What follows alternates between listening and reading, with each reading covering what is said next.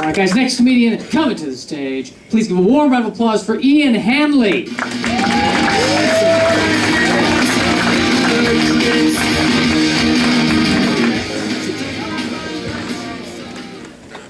I know you played the song Sometimes I Give Myself the Creeps for a reason.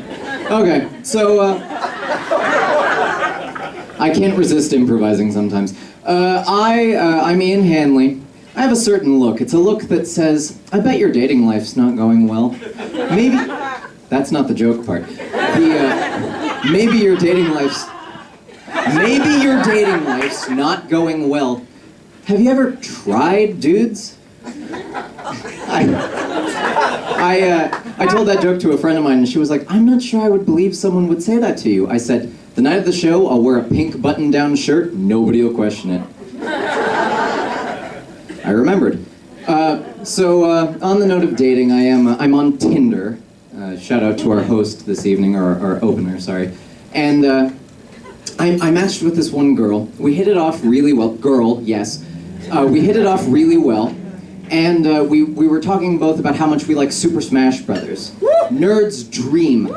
And so we're talking about it. I mentioned how I have the newest game, but not the second one. Not the retro one that the cool people play. You know, the cool people who play Super Smash Brothers. And that was the end of the conversation. I said that, she never responded.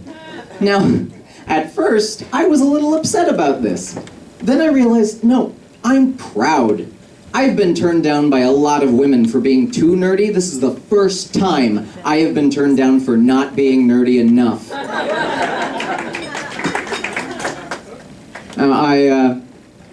Speaking of nerdy, I recently went to go see the new Dragon Ball Z movie. And I was super sad about it at first. He laughed just at the setup.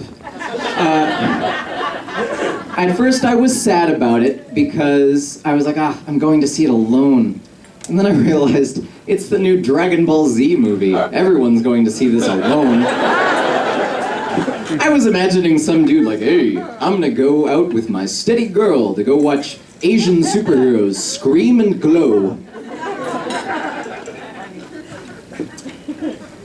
Speaking of being a Dragon Ball Z fan, I have a low sense of self-worth. And it can lead to me being very non-committal. What I mean by this is, a normal person would text their friends, you know, hey, wanna go see a movie? And that's it, that's the end of the text. But not me. I send a series of texts, and it goes something like this. It goes, I'm going to go see a movie soon. I think maybe sometime tonight. If anyone would like to accompany me, that would be great. However, if no one comes along, I will probably go anyway because I do want to see the movie. And also because, you know, it looks kind of good, although I can understand why you wouldn't want to come, obviously, because, oh, well, you know, it has that 60% on Rotten Tomatoes right between that line, rotten and fresh. I say, I don't care if you come or not, and then I wonder why no one shows up. With that sort of genius, self-defeating rhetoric, I have a very promising career ahead of me in politics. I've been applying for jobs, like real jobs, not jobs on a stage, and I cannot get hired anywhere. I wasn't able to figure out why. And then I went into Carl's Jr. Now, Carl's Jr., mind you. This isn't In-N-Out. This is low. And they say to me, the manager there says to me, like, yeah, it's going to be hard to hire you. Our online personality test flagged you as a yellow. You know, like a traffic light, he said. He said, you know, like a traffic light. Caution. I'm not psychologically fit for hamburgers. What I want to know is, what did it say? Oh, he's a little apprehensive about being a tiny cog in a giant corporate machine. They find the one normal aspect of my personality, and that's what they've got the problem with. By this point in my set, you may have noticed I can be a little showy with my vocabulary. I refuse to be shamed for this. We have a beautiful language. Why when you could say verdant, would you just say green? Why, when you could say morose, would you say sad?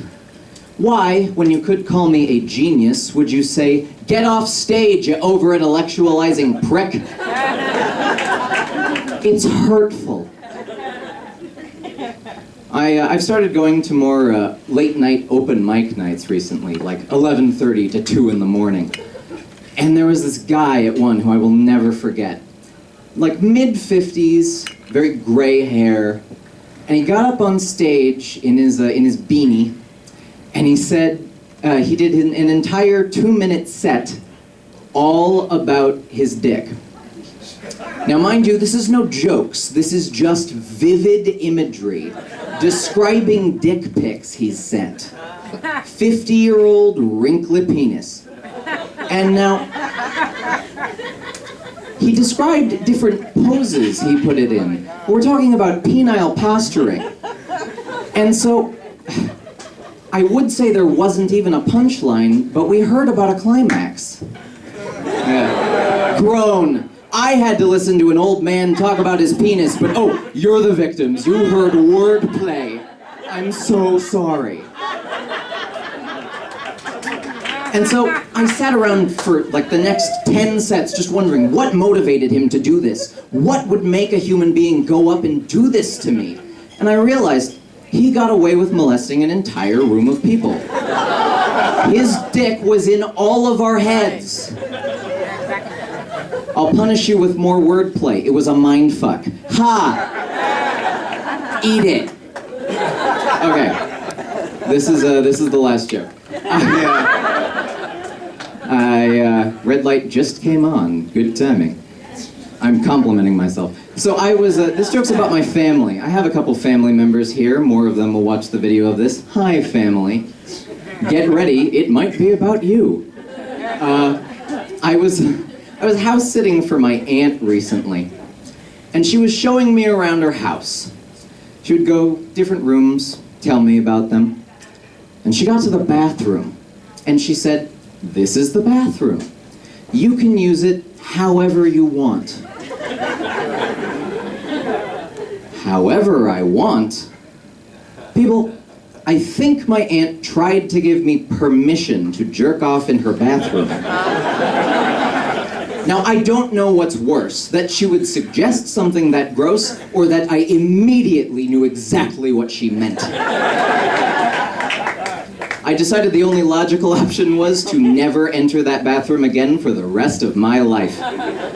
I drove to Carl's Jr. if I needed to pee. It's just one more reason for them to call me a yellow. Good night.